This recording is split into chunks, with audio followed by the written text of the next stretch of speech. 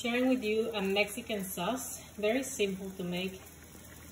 I'm gonna use it, you can use it for many things, but this one particularly, I'm gonna use it to cover some poblano peppers filled with fresco cheese, queso fresco.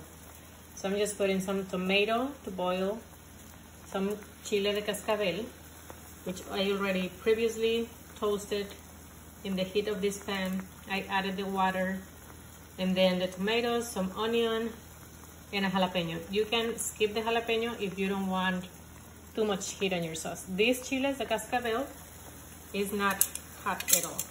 This is gonna give it like a mole kind of, how do you say, thickness,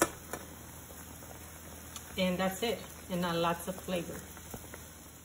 When everything starts getting soft, as you can tell, the cascabel chiles are losing that hardness that they have when they toast them.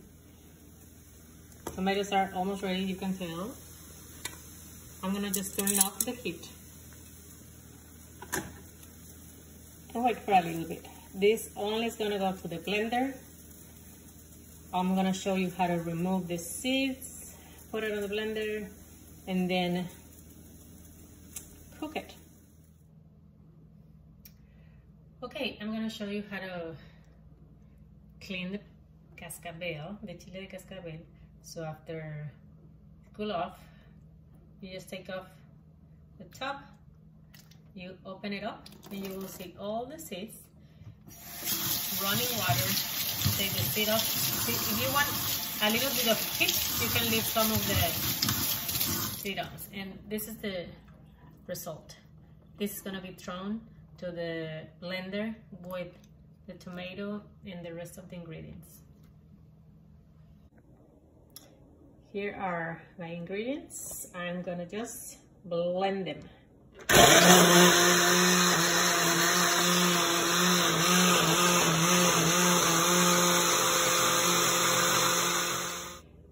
This is how the sauce looks after the blending, and I have a pan, a pot with a little bit of olive oil already heated up, and I'm just gonna pour the sauce to fry it and cook it through until very well fried. This is gonna be like maybe 20 minutes or so.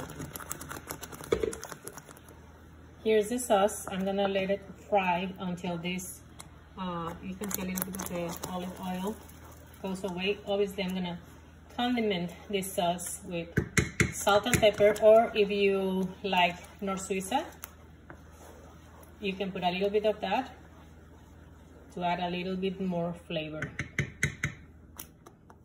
Lower the heat. If your sauce is getting too thick, you can add a little bit of water and let it cook a couple more minutes. And when you get the consistency that you like, then you can turn it off. Let it cool, or if you're ready to use it in a taco, you can put it as we said, like a mirror on your plate, on the nice steak or your poblano peppers, as I mentioned. That will be great.